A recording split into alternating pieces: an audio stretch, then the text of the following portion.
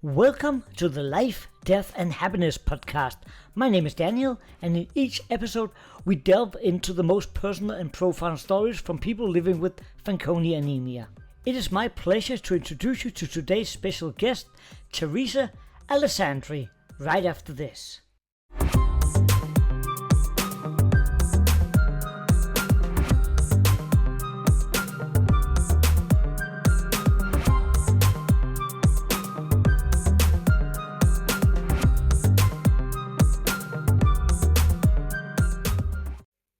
Welcome to a new episode of Life, Death and Happiness.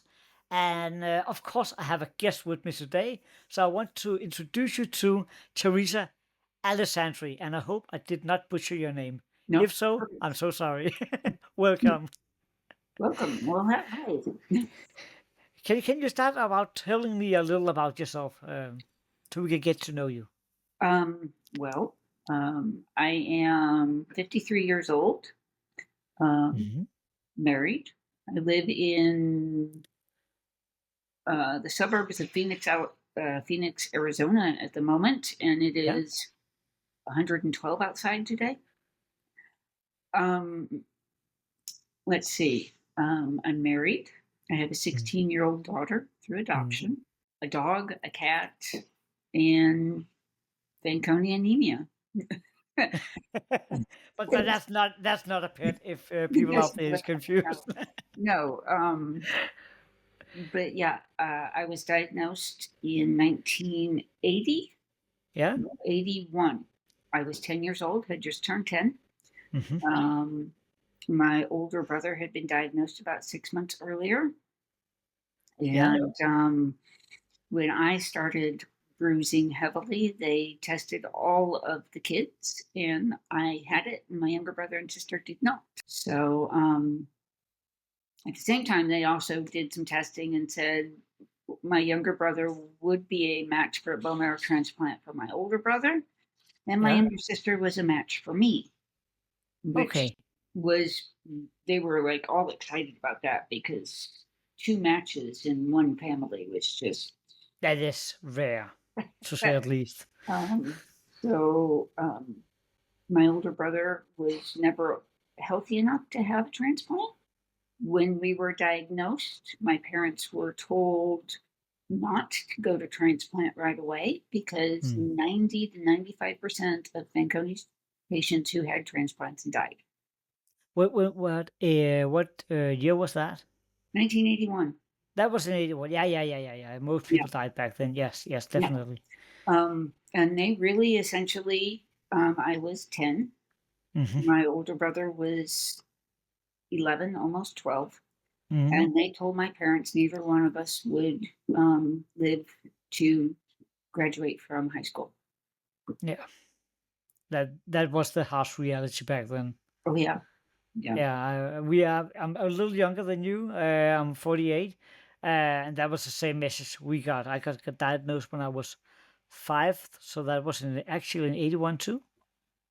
Yeah, that was in 81 too. Yeah, same year. And that was the same as like, don't expect him to become a teenager. Yeah. That was pretty much the message back then. Yes. So what happened from there? Oh, well, the only treatment they knew of at the time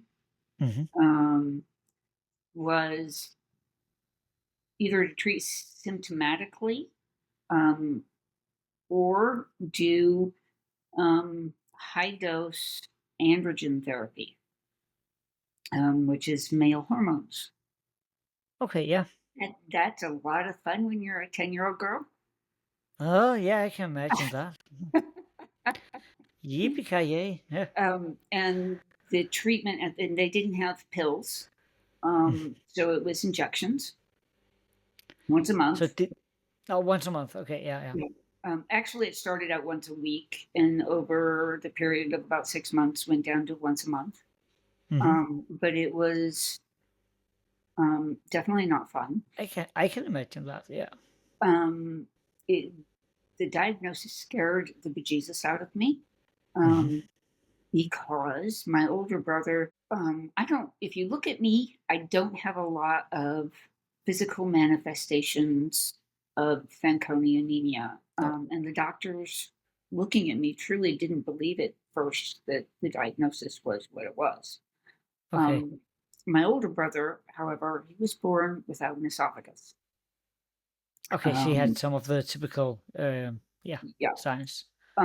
Otherwise, he looked normal, but he had zero esophagus. There was nothing from all the way up to his stomach. There was nothing. Okay. Um, so they didn't expect him to go home from the hospital, and they wouldn't let my mom see him at first. Oh, Um, they would? no, in 1969, if they didn't think the baby was going to live, they didn't let mom see them. Oh. Oh, So, okay, yeah. so he went straight to the NICU, Mm. and mom didn't see him for 3 days. Um, but and they eventually they put a G tube in and fed him Mhm. through the G tube. And I don't know how old he was when he came home fully from the hospital. Um, but he was born October 14th.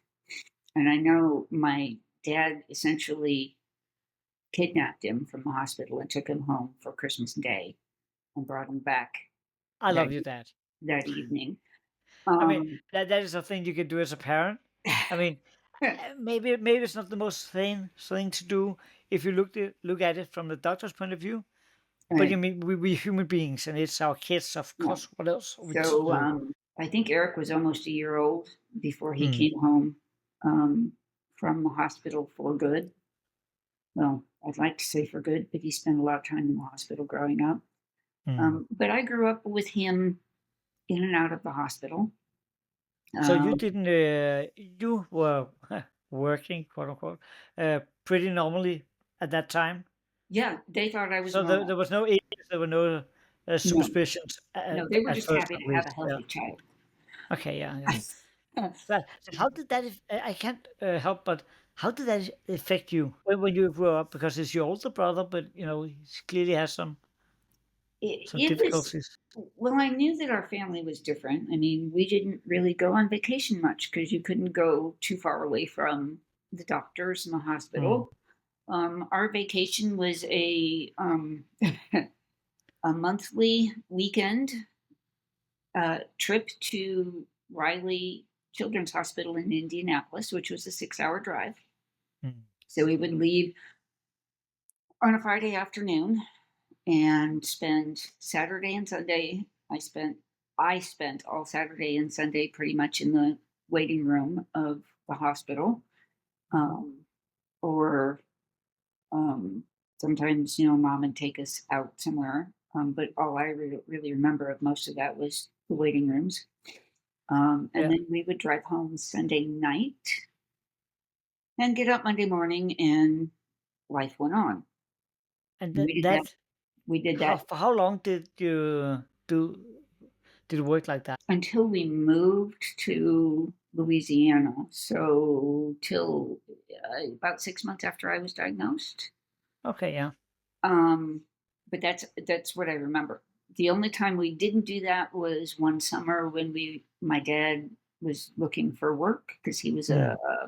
a welder, and there was not a lot of work sometimes. So we spent a summer in Missouri, Yeah. and that summer Eric was actually doing really well, and we did not go to the hospital every month. So Um, that's like a really nice memory to have. Like, okay, yeah, that was the summer where everything yeah. was Um, fine, maybe even good. Yeah. um, Unfortunately, Eric spent more lengthy times in the hospital Mm. as I was growing up. There were a couple of times I remember not knowing if he was going to come home. So when at that time you did know that you also had Fanconi anemia. No, mm-mm. No, not at that time. Okay, that was later. Okay, They okay, didn't yeah. know what was wrong with him. They didn't know what was underlying his Okay, issue. it was first. Okay, yeah. Um, but because when he, I want to say like 3 or 4, Hmm. they took part of his colon and gave him an esophagus. Okay. but he didn't have any valves at the top or bottom of his esophagus. So if he laid down, stomach acids would come up and get into his lungs. Ah. So he had a lot of problems with pneumonia. And when he would have severe aspiration pneumonia, he would spend time in the hospital. And so on more than one occasion, they put him in a coma to help him breathe, and to suction out his lungs. Yeah, yeah. There was Yeah, it's gonna be emotional to think about these things, of course. and Yeah, there yeah. yeah, and there were mornings I woke up and the neighbor across the street was making me breakfast, Mm. making all of us breakfast because mom and dad were at the hospital with Eric. So, And so my childhood was not normal mm, by any nope. stretch of the imagination. I didn't have a normal childhood, but I was relatively healthy. Mm. Okay, I could do the normal things. I played on the playground, and I played jungle gyms, and I climbed trees, and all of that. You went But to normal public school, or yeah. um, and nobody really even looked at me as not being normal Mm. until I suddenly started bruising if you touched me. Okay. Um, and I remember it was the beginning of fifth grade, Yeah. and had just turned 10 that summer, and Hmm. all of us had had the chicken pox. And I went to school and I stretched. We had those desks that had the little metal apron in the front of them, you know? Yeah, Okay. so, Yeah. your legs were behind this little metal thing. And I stretched and I pushed both of my shins up against the bottom of the metal. Mm. And by the time I got home that day, both of my shins were purple from the knee to the ankle. Yeah. And So, with your brother and mine, what was your parents' reaction? immediately they took me to the doctor. They Yeah. took me Yeah. to his doctor, Hmm. his hematologist, who looked at me and went, okay, well, we know he has Fanconi anemia because he had just been Hmm. diagnosed a few months before. We need to test her and we need to test your other kids. Okay. And So that was when you all got tested. yeah, And, and and I know this might. I think sometimes it's difficult with these questions because I know it's emotional for most of us regarding these things. But what was your reaction when you got the diagnosis too? Can you remember that? I don't think Did you get it at it, once, or was you kind of in disbelief, or it took a day or two to sink in yeah? that this was the same thing that Eric had. Mm. Um, and then I was really angry. You were angry, yeah. I was really angry. And then, then when they came at me with this ginormous needle um, and injected this big blob of jelly into my leg, and I couldn't walk for 2 days, I was really, really pissed Why were they doing that? because that's the androgens came in a gel, and Oh. they did not know at the time that they could use a fraction of what they now even start people on. They Mm. thought they had to give me androgens like bodybuilders took androgens. Ah. The good old days, hey? Yeah, the good old days. Um, and then about the time or right before they started doing the androgens, they were like, okay, so we need a bone marrow aspirate. Hmm. And I had never had anesthesia. I'd never been in the hospital. I'd never, so we go in and we do this bone marrow aspirate. And at the time, and they don't do this anymore, thank God. But at the time, they went in through the side of the hip, which is like 10 times more painful than the way they do it now. Hmm. And I'm 10 years old. I'm 10 years Yeah. old, never been in the hospital, never had anything done, scared to death That's like to it's have like it, the most sure way to traumatize a kid. right? Scared to death of anesthesia, much less anything else, right? And I Mm. wake up halfway through this, and they had gone in Wake one. up. You wake up. I woke up while they were doing it. Whoa. Yeah, so they had gone in one hip and couldn't get any bone marrow. So they were in the process of going in the other hip when I. Oh. So I have not been able to have a bone marrow aspirate since while I was awake. I need to No, be. I get why. I mean, I know people, and I've talked to people who are like, "Yeah, they give me a local, and it's gonna be." I'm like, "No, not." No, it's just like, no, put me on top. Definitely, I'm not gonna. I don't I want want to to sleep through know this. anything. I don't want to see anybody come in Mm. to do it. I want No. to be completely asleep. I want to know nothing. Yeah. So, yeah, that was kind of my introduction into the whole world of medicine. Oh, that's like the most lovely way to be introduced to these things. Oh, yeah. Yeah, it was fun. But at the But same time, I don't know. I know it's a different time, and for the younger people and people who listen to this, they might not get it. But the world was different back then. oh, yeah. I mean, Yeah. and there was a lot of doctors was not as forthcoming, at least not usually, as they are today. Well, and they They were were like, definitely not as compassionate. I mean, I was in no, the room no. and they told my parents that I was going to die before I was 18. Yeah, I remember when they tested me if I will ever get higher. I got a letter just sent home, and it was like, yeah, we took the test, and you will probably never get taller than, I don't know what it is in feet, like Yeah. 152 centimeters. And we're pretty sure it won't get any higher than that. Have a great weekend. And that was it. And that was it. Yeah. And I was home. I was like 13, I think. So I called the hospital myself. And they're like, no, you can't talk to the doctor. He just went on vacation. I Yeah. was like, God damn it, you can't send me a letter like that.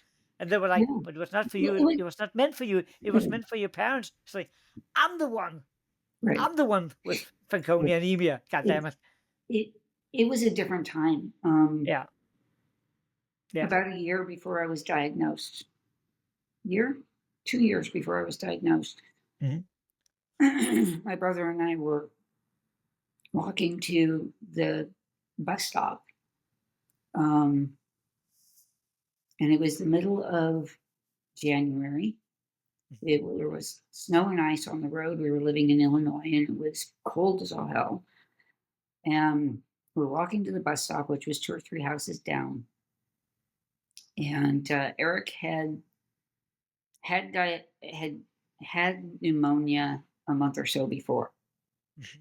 and they thought it was all cleared up. And we were about halfway to the bus stop in the middle of the road, and he collapsed. And he was about the same color as the snow. And our neighbor, who watched us every morning to make sure everybody was doing okay, going to the bus stop, came running out, scooped him up, and took him inside. Yeah. And told me to get on the bus. Yeah.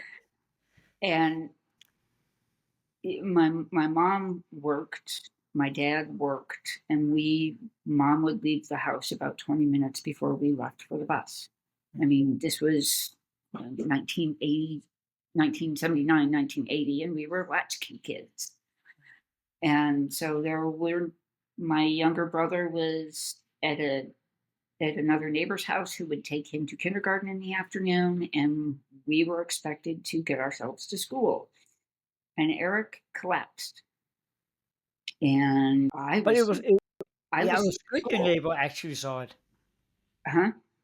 Yeah, it was, you were lucky that your neighbor were actually watching you. Oh, yeah. So you could come help. And this was before 911, right?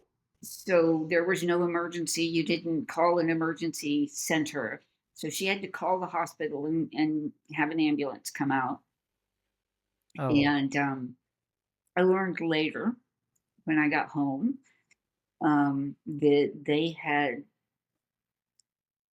put him on a helicopter and flown him to Riley Children's So you Hospital. didn't even get a helicopter ride. You had to take the bus. Yeah. No, I know it's not fun at all, right? Yeah. I'm And just trying to look at it from a kid's yeah, perspective. well, Like, hey. and mom and dad couldn't go with him. They couldn't go in the helicopter with him. So they Mm. were driving on their way out there. And he was at Riley Children's Hospital. And all the neighbor lady who was at home when I got home knew was that they said his lung had collapsed. And they did not know if he was going to survive the night. I want to, for the listeners there, to really take this in, because when we talk about having FA, a lot of people be like, oh, but you haven't had any issues for like 2 years, maybe 5 years if you're lucky. But that is not the only thing we have to deal with. I mean, as you mentioned here, you didn't have any complications yourself, but you had to watch your brother go through this. And that is as traumatizing as going through a lot of the stuff yourself. I mean, you have to watch someone you love and you don't know what's happening to them. No. I didn't have a brother who had FA, but as soon as I came into the hospital system, you know, when you're at the hospital so much and you have to spend the night after night in there, you get to know the other kids, and Yeah. suddenly they're just gone, or you find out what is happening to them. Some of them had cancer, some of them were just, you came in the next day, they were just gone. They were just like, yeah, some complication came up yesterday. It might not have been something that affected you directly, but when you grow up in a system like that, it just does something to you. And this was your brother we're Yeah. talking about. Well, and the funny thing is, I mean, I can talk, and it sounds awful, it sounds brutal. He was the happiest person I have ever met. I can actually Absolutely, imagine that. absolutely. If he said something hurt, it meant something was really bad. But he Mm. was always happy. The nurses loved him, the doctors loved him, people gravitated towards him, babies loved him. I mean, he was just always happy. Very outgoing, very happy. He died when I was 13. When you're 30, Excuse it's me. always no, it's totally okay. Take your time, take your time. So, And this so is that this, was that was incredibly scary. yeah, it must have Um, been. and They never tried a transfusion on him or bone oh, marrow or anything. he had transfusions, lots A and lots and transfusion, lots yes, but of not the transfusions. transplantation. Yeah, No, I mean he died in 1990. No, he died in 1984. yeah, okay. And they still, I mean, transplants were still not Successful, to be anything that they honest. wanted to do, and he was not healthy. No. Um, he had, God, when he got out of the hospital after that time he collapsed, they said he had like 40% of his lung capacity left. Yeah. And they said he was going to be on oxygen for the rest of his life. And Mm. he and my dad worked really hard, and he went off of oxygen, didn't go on it again until about 6 months before he died. So he had about 3 years where he was Yeah. not on oxygen. Um, And and that his, makes it also not so interrupt, but it also make it very relevant for it, because I do know some of the FA people we know we have met in real life later on is on oxygen right now too. It's like, yeah, yeah, this is very real to us, these things, and that is just well, and not just, but it's the world we live in, yeah. that people deal with these kind of issues. So we moved around a little bit trying to find doctors that knew anything about Fanconi and also Hmm. places that had worked for my dad. You know, we needed both of those things. Hmm. Um, so we spent some time in Louisiana, Hmm. and there was a doctor down there at Tulane who his specialty was sickle cell anemia, but he had two other patients that had Fanconi anemia.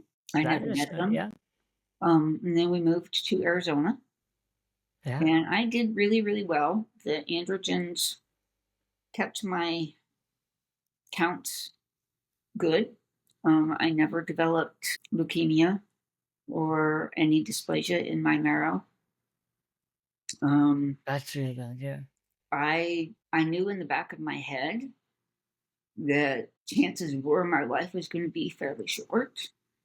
Mm. But I also had parents that treated me very much like life was going to be nice and long. And everything was going to be okay. And they were very real about it all.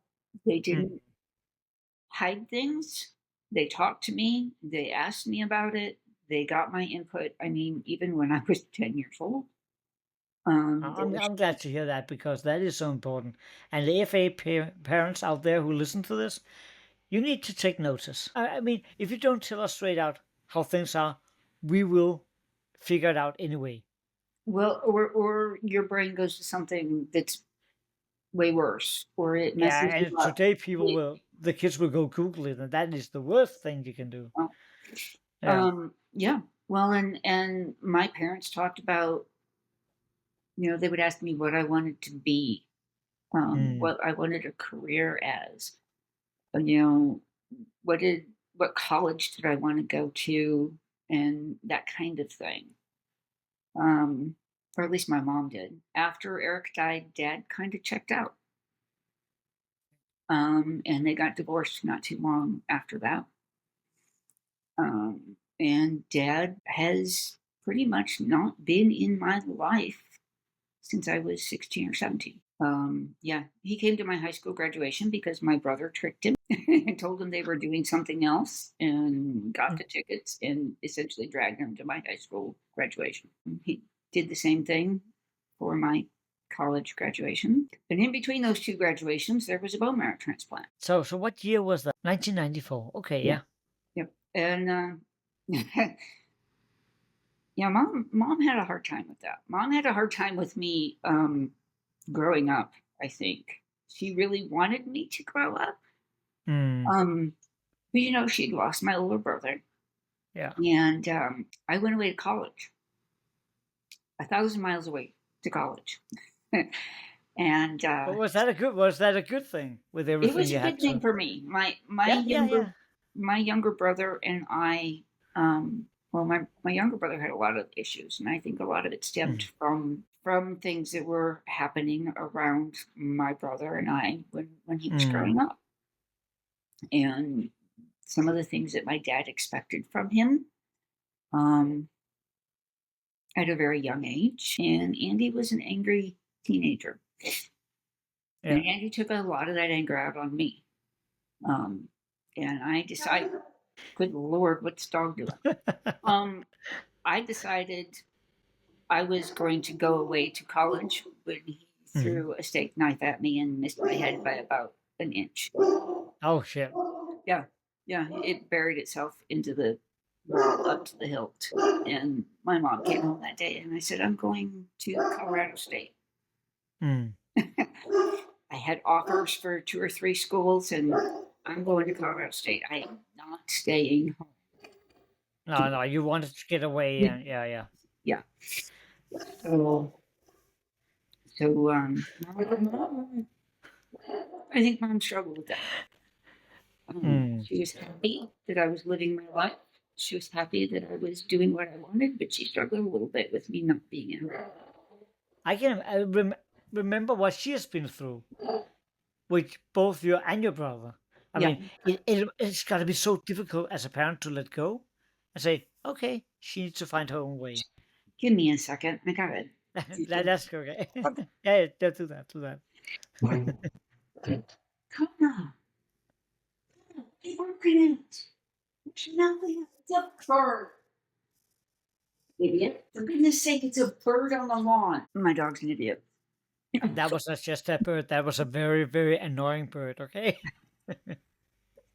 So, Uh, mom eventually got that, I was not going to come home for every break, and I was not going to come home and live with her when I was done, especially after I got married in college. oh, okay. That is when you got married. Yep, How old were 19. you back then? We met and I was 20. We Yeah. got married a couple of months after I turned 21. We That was it, fast. it, it was a whirlwind. It really was. Yeah. I came home for Christmas from college. I won't tell you how I got into the bar, but went to a bar with one of my very good friends who was there to meet some of her friends, and my husband was one of the friends she was meeting. Ah, And we hit it off really quickly. The next morning, he says, "Can I take you to breakfast?" And I said, "I have a doctor's appointment." Because part of the reason I was going home was to see the doctors that I was established with in Arizona. I said, "I have a doctor's appointment." He said, "Well, how about lunch?" I said, "Well, I don't know how long the doctor's appointments are going to take." And he said, "Dinner?" I said, "Well, I might still be at the hospital." And he's like, "You have doctor's appointments at the hospital?" I said, "Yes." He said, "Well, what about the next day?" I said, "Well, I have doctor's appointments for the next 3 days." And he's like, is that just a nice way of her telling me she won't actually date again, or? "Well," so he's like, "Okay, well, call me when you're done."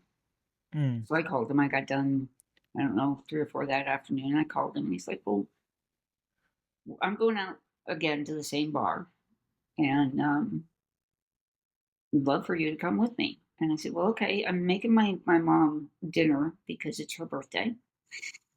And I'll see, I, I'll let you know if I'm coming," right? Well, my mom is listening to this whole conversation, right? Because there were no cell phones, there's just landlines. And she pipes up and goes, "Well, it might be fun to go out." What? Excuse me, Mom? Going to a bar? But we went out that night. Maybe she needed that too. Maybe. And Glenn and I were, every moment I had that I was not at the doctor's for the next week, Glenn and I were together. And I was pretty sure that he was going to run away screaming about 3 days in, because he asked me about the doctor's appointments. And I explained to him what they were for. And he says, "So they can fix this, right?" And I said, "Well," and this was before they knew exactly what Fanconi anemia was. Yeah, What it and did. before they actually This was succeeded with the before they knew there was transplantations, and yeah. more than one gene. They hadn't found any other Hmm. genes yet. They figured if you had a bone marrow transplant, you were done. Yep. And I said, "Well, I have to have a bone marrow transplant." And he asked about that. And me Hmm. being me, and not really thinking about the fact that he's not really had a whole lot of experience with the medical field, or thinking that people could be squeamish about it, when he asked how they did a bone marrow transplant, I told him. And I'm curious now. What was the reaction? we were in his car. He was driving. And next thing I know, he's whipping into a parking lot of a fast food place. He throws open the driver's door, puts his head between his knees out the driver's door, throws his wallet at me and says, "Get me anything with carbonation." And I'm like, "What's happening?" Oh yeah. And I come back and he is green. Went in, got him a soda, came back, and he is, I mean, I did not know that people could actually turn green, but he was looking really unhealthy, and like he was going to throw up. And that is when I first knew that he does not handle blood, medical procedures, medical explanations, etc., well at all. At all. Um, which is, Probably his first experience ever with that yeah, world. yeah. Well, it hasn't gotten a whole lot better since. So there are certain things that he will tell the doctor that they can talk to me when I come back for a recheck or when I'm awake, but please don't don't show me the pictures of what, yeah. I'm sorry, I'm sitting here laughing because that's that's so rare to have these kind of people in our lives. But Yeah. yeah, yeah, I fully respect that he admits it and he knows it, and Oh, yeah. find a workaround because he still wanna be with you, and you're clearly shown that he's there. Yeah. So And impressive, it's, and at the it, same time, wow. yeah. So, in about a month, we will celebrate our third. Congratulations. Yeah. So, he's been there. He's been there through it all. We've had our ups and downs. We've been through some counseling at times. We've done things. He's been there for the bone marrow transplant. And I laugh because everybody tells me Stella Davies was at Cincinnati for forever. And I this last year somebody said that to me, and they asked me if Stella was there when I had my transplant. I said, oh no, Stella wasn't there when I had my transplant. I had my transplant before, forever ago. Dr. Harris was my doctor, and we went in, and he didn't believe I had Fanconi anemia because I didn't look like a Fanconi anemia patient. And You he didn't said, check up all the boxes. yeah, No, of course not. And he said, if I didn't have your marrow tests here, I wouldn't believe it. And he said, you're not our oldest patient, but you are the only married patient we've had. And I was 22, I wasn't going to turn 23 for another 3 months. I have felt very lucky in a lot of respects with my Fanconi journey. I sailed through transplant with 0 problems. You did? I did. Sailed through. Nice. I know that they have changed the procedures a lot since back then, but they have done something right. Yeah. I mean, I had full body radiation, and I had the chemo full, and the nurses were absolutely astounded that I had been taking college classes until a month before I went in, because when I got there, my ANC, my absolute neutrophil count, was less than 100. And they're like, you can't be around people. You can't eat fresh food. You don't have an immune system.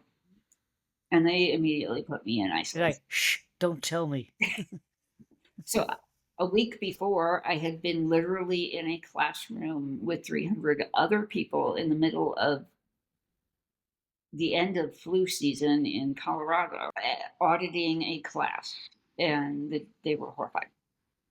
Absolutely. But still, you got through. Oh yeah. Well, then I got there, and they're like, they took my blood the first day, and they're like, how are you walking? I'm like, well, I feel great here because Cincinnati is at sea level, and I've been living at 5,000 feet above sea, and so now I'm living in a very, very flat land. Okay, we don't have any mountains or any. We hardly have a hill here. So I don't know how that feels. Colorado is normally about, well, they call it Denver is a mile high city. So a large part of Colorado is about a mile above sea level, about 5,000 feet above sea level. So that would be, 2.5 kilometers above sea level. And the air is thinner up there. It's harder to get oxygen. And when I went in and they took my blood levels, and not everybody will know what a hematocrit is. I'm sure you do. My hematocrit was like 12. Yeah. I had no white blood cells. I had some platelets, so I wasn't actively bruising. And I had no red blood cells. And I was in complete and total bone marrow failure. They had to. How fast did they act on that? They acted on that pretty quickly. But it had taken time for my counts to get that low, so my body acclimated to it. And I was taking the elevator and not going up and down stairs in Colorado, but I was walking around campus, and I was being a normal human being until they got my blood counts in Cincinnati. And then suddenly I was in isolation, and I was hooked up to blood products, and nobody could come in my room without a full gown and gloves and mask and booties and and the whole 9 yards. Yeah. Were you very surprised when that happened? And wasn't you scared? Yeah, I was a little surprised. I mean, that's a very big surprise. Suddenly have okay, I thought I was feeling good. I was I was surprised at their reaction. Yeah, yeah. I was pre-vet, and I had been taking care of my own health for several years, and I had Mm-hmm. always been interested in, what the doctors were looking at. So I'd asked a lot of questions when I was younger. So I knew what blood counts were, Mm-hmm. and I knew mine were falling, and I knew they were pretty low, but I didn't feel horribly bad. So I was somewhat surprised when they all went, "Oh my God." So Oh, no, that's surprised. yeah, I was a little surprised. Yeah, yeah. Um, but you know, the bone marrow itself went really smoothly. Um, Aside from the fact that somebody wasn't paying attention the day I got my marrow, and gave me had already given me an entire day's worth of fluids, and then put my marrow up, which is essentially, it goes in like it's blood, except that it's like 2 liters. It's the marrow itself plus a bunch of fluids that go in with it to help it go in. So they unintentionally overloaded me very quickly with fluids, Oh, and shot my blood pressure through the roof, which I would not wish on anybody ever, because I had the most horrible screaming migraine headache that you could think of. I was sitting there playing cards with my husband on my mm-hmm. bed while this went in, and the next thing I know, I'm screaming, Mm. and I couldn't stop. It hurt so much. I was screaming, and really kind of freaked my husband out. I get why. If you're sitting there playing cards and all of a sudden you just get this reaction, you just feel this pain. I mean, everybody who have had a serious migraine know that it's bad. This sounds a lot worse than Oh, that. oh, yeah, like a migraine times 100. Um, Mm. and when they came in and when they finally figured out what it was, because they wouldn't do anything for it until they figured out what it was, Hmm. which took a while. So how long did you have that? I think it Let's took them call a about migraine with half that an hour pain. before they finally decided that maybe they should give me some pain medicine. Oh, Um, yeah, oh, um, really? yeah, They just figured that out? because they weren't sure what was happening and they didn't want to mask something that No, they no, no, needed no. to figure it out. But when they finally figured out that my blood pressure was like 240 over 120, Wow. um, they were And afraid I of it. thought I have issues with high blood pressure, but not near that level. And they were afraid I was going to stroke out right there. So yeah, there was a lot of activity. But aside from that, after I got my marrow, everything went really smoothly. And I was Mm. in isolation for 13 days, Yeah. and my counts were good enough to come out after 13 days. Oh, And nice. I spent another week in the hospital, Yeah. and I don't know why, but they sent me home. They didn't make me stay. They didn't make me stay in Cincinnati. I don't know if it was because they felt like my husband and I had a good grasp on things. I don't know if they felt Hmm. like I had a support system in place with doctors and such. Um, but I didn't have to stay in Cincinnati until my 100-day post-op thing, like most people do. Yeah, actually, I don't know how it works in America because I remember when I got home from my transportation, we had like 100 days where I had to be isolated at home, and we could pick like I think it was 10 people outside of our family who were allowed to come visit us and us, if they cleaned up and stuff like that. But otherwise, I couldn't be out among other people. But it I sounds like it was about the same in the Yeah, U.S. I was supposed to. I had to stay inside. Yeah, I couldn't go out where there were a lot of other people, no, so same here. we went grocery Mm. shopping at midnight. Um, you know, um, but and even now today, if you look at some of people's journeys and the kids' journeys, most Mm. people stay around. They get an apartment that's approved by the hospital, and they stay near the hospital for the first 100 days minimum.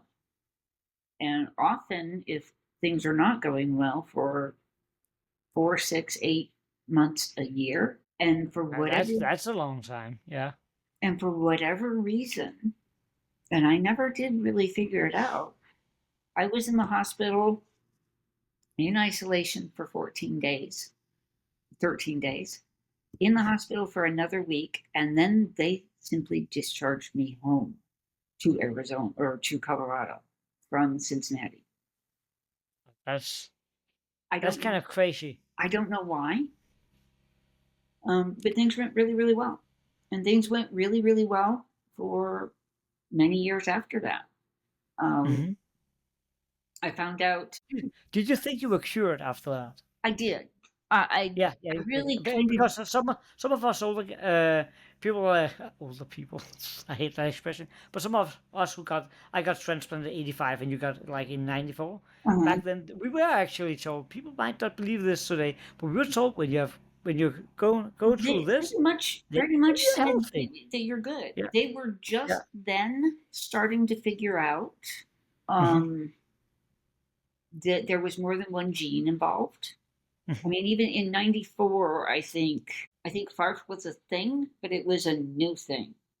Mm, It had not been around very long, and there were no organizations that helped adults. mm. Okay, there were lots of things. If I was a kid, I could get free airplane rides back to and from. My husband or my family could get free airplane rides if I was a child. I could get help from the Leukemia Society if I was a child. I could get special help from the Cancer Society if I was a child, but I wasn't a child. No, that's the issue. Yeah. So we learned really quickly about insurance, about what Hmm. didn't go through insurance, about what the insurance would do, um, how stupid the insurance is.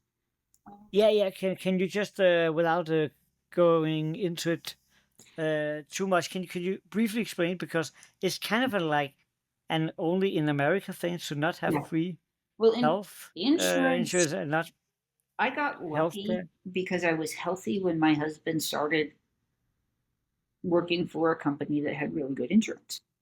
Okay, yeah. And I also happened to be living in a state that had laws that said that they couldn't cancel my insurance if I had a disease, Mm-hmm. um, or that if he changed jobs, that the new job couldn't deny me insurance as long as I Oh, had cool. been on insurance continually. Mm-hmm. So um, I was really lucky that Colorado had some of those laws. So he got a job, and I had not been seeing a doctor for Fanconi specifically while I was in college. I was seeing the health center at college. I was watching my own blood counts. And I would see a doctor if I had a cold or if I had, you know, whatever. But I Yeah, wasn't going it to, makes sense. You took care of most of yeah, it yourself. Yeah, but I was yeah. fairly healthy. Mm-hmm. Um, and I was not seeing anybody for anemia or for Fanconi anemia. Mm-hmm. It wasn't in the records for the last several years. And Okay. so the insurance would have covered it, Mm-hmm. except that one doctor that I was not seeing happened to look at my blood counts for whatever reason when I was in for something else and made the notation that they were concerned that I may be becoming an, and that Mm-hmm. notation was made in April of so in October of 1993, when I started realizing that I was having some issues and went Mm-hmm. to a hematologist, started talking back and forth with Cincinnati about when was a transplant needed. Insurance came in and said, we're not going to cover anything. You have to be, we won't cover it for a year past this date. Yeah. So they did not cover the bone marrow aspirates. They did not cover the the transfusions. They did not cover the platelet transfusions. They did not cover the pre-workups. They did not cover any of that.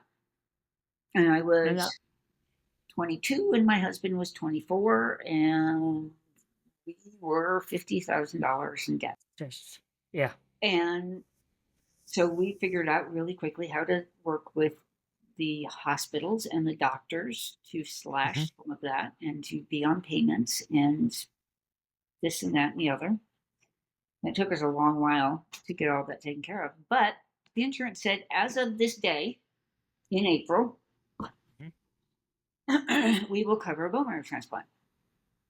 And we had a letter from them stating. So we pay for all of the pre stuff and we go out and we're in Cincinnati. And we've had this letter, and Cincinnati wouldn't do anything until they saw this letter. So they see this letter and they start everything. And I did not know this until later, but one of the transplant people calls my husband the day I'm supposed to go in and have my first chemotherapy. And they say, we have a problem with the insurance. And he says, I'll take care of it. And he puts them off for 5 days. And I had all of my chemotherapy and I had all of my radiation. And he gets Dr. Harris and the other transplant coordinator and the people who do money and insurance and all that at the hospital in one room and calls the insurance company and puts them on speaker. And says, I understand you're telling the hospital that you're not going to cover this transplant. Yeah. I have a letter here that states that you will. My wife has been through chemotherapy and she has been through radiation. And if she does not have this transplant, she is going to die. And if she dies, I will own everything that you own. Everything that you make for the rest of your life will be going into my bank account. Everything your children make, everything your grandchildren make will be mine. I like him. And 15 minutes later, they had a fax confirmation that I was covered. So you chose the right one, huh? It's been an interesting journey. We've had some fights. To say the least. We've had some fights with the insurance off and on since then, but nothing quite like that. Can I ask you a thing? Because I wanted to, if it's all right with you. So you got the transplantation back then, and then you said something about you went 18 or 19 years without any major issues, or at least. I went, actually, let's see. I had a transplant in 94. I was diagnosed with diabetes secondary to the transplant in 2000. I had some minor skin cancers, which not horribly uncommon in Colorado because of the altitude. But I was a little young for them. So I was seeing a dermatologist fairly regularly. But my counts were good. I was feeling good. Everything was doing well until actually it was 94. No, I went until about 2000. And I'd had some skin cancers removed from my face. And then in 2000, about a month after I graduated from vet school, I thought I had a hemorrhoid. It wasn't a hemorrhoid. It was cancer. It was cancer. So, just to make sure we get through most of it, I know that you have had, at least that there's, when we have met before at some of the adult results, and we have talked a lot about it. So I know you have been through a lot. So I'm almost afraid to ask this because it sounds like, how many cancers have you had? Well, there was that one, technically perianal carcinoma. About a year later, which was about 3 months after my last surgery for the perianal carcinoma, I was diagnosed with my first oral cancer. Since then, let's see, there was the perianal carcinoma, the oral carcinoma. Since then, I have had 6 oral carcinomas removed. Yeah. I have had 3 perivulvar carcinomas removed. I have had liver carcinoma, Yeah. 3, the 1 primary, and then about not quite a year later, another primary there. And I think 4 spots of liver cancer. And then this last January, esophageal cancer that they were able to get with surgery. I Yeah. mean, I don't count because it's beyond Yeah. able Yeah. to Yeah. count Yeah. the skin cancers I've had. If I Yeah, count, and if there's a few people listening out there who don't know anything about Fanconi anemia, that is quite normal for us to get. So for some people, they're like, "Oh, it's skin cancer," but it's not to sound like an asshole or anything. But to most of us with FA, it's like, how how have you been since last time I met you? Oh, nothing at all. I felt good, just like 3 or 4 skin cancers. oh I yeah, mean, and that is on that level that there's nothing, not something really talk about much because that's just so they just come and go. yeah, so Yeah. at this point, I see the dermatologist about every 2 months. I Mm, go in and she freezes off probably between 20 and 40 spots that are either small cancers or precancers. mm, Um, about 3 or 4 times a year, she does a biopsy. mm, Sometimes it's cancer, sometimes it's not. But mm. I actually sat down and counted how many cancers I've had surgically removed, skin cancer wise. And Yeah, I was up to 23 as of a couple months ago. that's a lot. Yeah. So if I count all of the ones that were probably cancer that were frozen off, Mhm. probably hundreds. Yeah. So yeah, no, I've had 8, I think I counted it, 8 different types of cancer. And right now, I have to ask you: Are Oh, you doing all right? Are you doing all right now? yes, I forgot one. Yes. Okay. When I You had forgot one. my hysterectomy, there Yeah. was a uterine adenocarcinoma that was growing in there that was teeny tiny. Mm. Found it. Yeah. But they found it. Yeah. So yeah, I've had 8 Uh, different types of cancer if I count the skin cancer as a separate cancer. that leads me to the next question. With having had so many cancers, do you think about death? Do you think about the possibility that you might not make it through the next one? How do you deal with these kind of thoughts? Because I know it's something that for normal people, they don't really normal. I hate that expression, but quote unquote normal people, average people, they don't really have to think about these things. But to a lot of Um, us, it's a very common thought that we have to kind of deal with the thought of death. How do you deal with it? well, honestly, death has been in the back of my mind since I was about 9. Maybe even earlier than that because I grew up knowing my brother might not come home from the hospital. Mhm. Most of the time, I know it's there. I know it's a possibility. I know Mhm.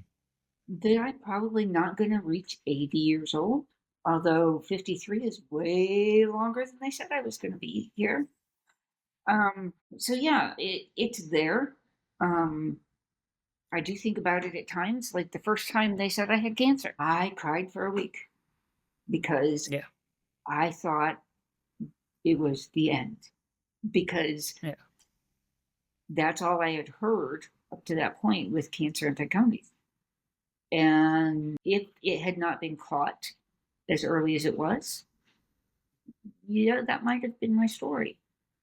Um, I have I have done a lot of looking for cancer, and I have been lucky in that they've all been caught really early.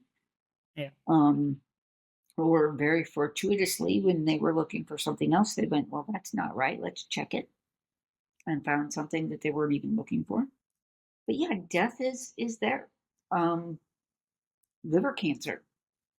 So looking at numbers that go with liver cancer, and the survival rate for 5 years is like 40%. Mhm. And it is 5 years this year since my first. diagnosis. The recurrence rate at 1 year is 50%. Recurrence rate at 5 years is like 90%. Mhm. I was lucky. Mine was small. Mine was really small. It was caught by accident when they were doing a scan for something else. I will not say that having part of your liver removed is easy. It's not. It sucks. Mm.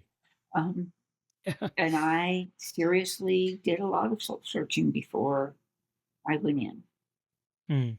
Um, and after. My husband and I had not really talked about it a whole lot, even Mm. through everything, through the transplant, through the previous cancers, through the surgeries, through all of it. We really had not talked about what it looks like um, until after my liver cancer. Um, and we sat down and did some serious talks and did some estate planning because we have a child. Yeah. And my husband, realized he's getting older and he doesn't want the possibility that he would leave her with no plan if something happened to both of us, God forbid, in short order. But yeah, it's a whole another level of conversations you're going through with your partner when things like that come up. I mean, it's like most of us, we try to avoid talking about it. Yeah, But on the other hand, it's good to actually sit. At least that's how I felt when I finally had that talk with my wife. It was like I needed that. It yeah, took a lot of weight off my shoulders yeah, that we have been able to talk about it openly. yeah. Well, and to be able to say, hey, look, if this is where I'm at, I don't want you to keep me alive. Yeah. I want you to just let me go. Hmm. And this is what I want you to do with my body, and this is what Hmm. I want. And to have those conversations is difficult. Um, It is. I don't know. I don't know if you can call it lucky, but we have a cemetery 200 meters behind our backyard. That is also where my mom is. So I've told her that I want to be there. So it's a natural place where the kids will be. There's a whole area close to that, surrounding the cemetery where a lot of kids can go play, and there's a big grass area where they can play balls. And I want to be there, yeah, so I'm close to where my all my loved one is and where they grew up, where they will go to school and stuff like that. If that time comes, I mean, and my brother is yeah. buried in Tucson, which is about 2 hours south of where I live. Hmm. My mom will eventually, when we get around to putting her ashes there, she will be placed right next to him. Mm. We haven't talked about really, we don't have a plot.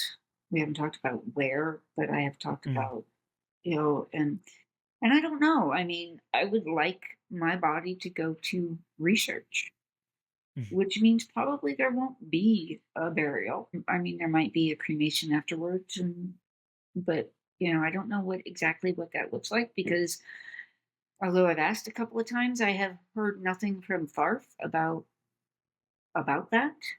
Um, Lynn, the last time I talked, Lynn and Agatha both were like, we need to get on that. We need to talk about that. We need to have a way that people can do that. But it's a Um, difficult conversation for everybody, including the doctors and the oh yeah, scientists. oh yeah. It's a Um, very sore topic to bring up. Yeah. and I don't know that. I think I might have a little bit different perspective on it Mm. than some people because I grew up with it. Um, but also because as a veterinarian, that's part of my or was part of my job. Mm. I'm not working at the moment. Haven't worked for several years because it's really Mm. difficult to keep a job that is an 80 Yeah. hour a week job when you spend at least a week every month seeing the doctors. Mm. Um, and my husband has moved me from one state to another 5 different times, and I just when we came to Arizona, I was recovering from having part of my liver removed. I never got a license. So I haven't worked for a while. But when I did, it was part of what I did. It Hmm. was part of every day. It was talking to people about how do you know when you let go? How do you Yeah. say goodbye well? How do you let them not be painful? What are your options afterwards? Yeah. So even though, of course, it's a different circumstance when it's about yourself, but you have some experience regarding it. Oh yeah, yeah. Well, So, and so, so now, because we don't have a long time to go, so I would like to end on a positive note. Not that this is part of it, so it's not like I don't feel bad at talking about these things because it's our life. I mean, it's just part of who we are and what we have to deal with. But what what makes you happy? What makes you tick? What makes you get up in the morning, even though you have been through all these things? well, my family, Your um, family. my family. Um, Yeah, your husband sounds like a keeper. yeah, I really don't know where I would have been these last 30 years. Yeah, my mom was like, because literally from the time we met to the time we got married was like 9 months. Mhm. And my mom was like, "Oh my God, how do you know?" I'm like, well, I mean, I just know. And if I'm not going to live to be 30, I am not waiting. This is what I'm doing. I love him. I want to spend whatever time I have left with him and deal with it. I mean, Yeah. really, because she was at first a little bit like, "You're not even 21 yet. How do you know you want to get married?" Um, Mhm. because he literally asked me to marry him 9 weeks after we met. 9 weeks. So he's a very positive influence in your life. Oh yeah. What else do you do if if you're feeling down, or you just want to do something to feel better, or, get in Um, a better mood, or just have fun? music helps. I mean, I love listening to music. Yeah. There's a song um I absolutely love by Mandisa called "It's a Good Morning" or "Good Morning," I think is what it is, Hmm. and it is so upbeat. And, um, I love that song. Just really, you know, life. I really, I have been told so many times that I need to make peace with not being around, that I need to make peace with the possibility that this is not curable, that this cancer is not going to be something we can get all of. Um, a year ago, my doctor, when my last little liver thing came up and it Hmm. was cancer, he said, "Do you really want to do something, or do you just want to not deal with it? Take things as they come?" I'm like, "No, I have a at the time 14-year-old, Yeah, that's not. and I want to watch her graduate high school, go to college if that's what That is a very, very good motivational factor. I wanna see her get married. I wanna see her Mhm. find somebody she loves. I Mhm. wanna see her have children if she chooses and be a mom. And I am not ready to say I'm done. And I wake And up hope. every morning, and even when I'm like, okay, we're gonna go have an MRI today, and we're gonna go get 12 million spots frozen off, and Mhm. I'll be coming home and taking a Vicodin. Um, I'm here. I love to Mhm. garden. I love my animals. I love my family. I love to cook. So I just, So there's a lot to love in life. oh yeah, yeah. And most, I mean, I wake up some days and I'm like, well, this day kind of blows. Um, It does sometimes. Of course it does. Especially for people like us. Sometimes it's just like, oh man, not again. yeah, yeah. Ah. Um, But then you look up and you watch your children. oh yeah. Or like for you, it's your husband. For me, it's my wife. It's like, I just need that. I just need to look beside me, see my wife laying there and like, Yeah, I'm gonna get up and it's gonna be all right. Yeah, yeah. Um, yeah, I have had to make a kind of a shift in myself because not being a Mm. veterinarian, I am now a stay-at-home mom, and I hate housework. Um, but I fully get it. but at the same time, I know that taking care of my family Mm, makes me happy, and taking care of my family includes housework. mm. And is my house spotless? No. Do I dust every day? No, God, no. Um, um, That's almost as boring as washing the dishes. yeah. Well, and I'm glad we don't have to do that, most of us, any longer. I, I hated that part. no, my daughter does that now. But in a couple of years, she's going to move out, and I'm going to be doing it again. But I've come to terms with the fact that my life is different. Mm. But that doesn't mean that what I do is not important to somebody. You're right about that. I might not feel like doing 12 loads of laundry in a week is very um, worthwhile in the whole scheme of life, but it's important to somebody that they have clean clothes. you know, um, being in Arizona, our extended family is here. My sister lives Mm. here. My nieces live here. My in-laws, all of my in-laws, all of Glenn's family lives here. Um, my mom did. We lost her to ALS in 2021. Okay, yeah. Because Condolences. Yeah. why would my family not have a rare disease? Mm, yeah, yeah. Yep, um, yep. and that was hard, but I know that she died the way she wanted to die, and I Mm. know she had a good life, and I know she's up in heaven somewhere with my brother. And I'm sorry, this is not the uplifting thing, but I- it makes me no. But it makes me even though you say happy. I can't help smile because It makes me happy that I I do was get it. here for that last year and a half of her life. Yeah.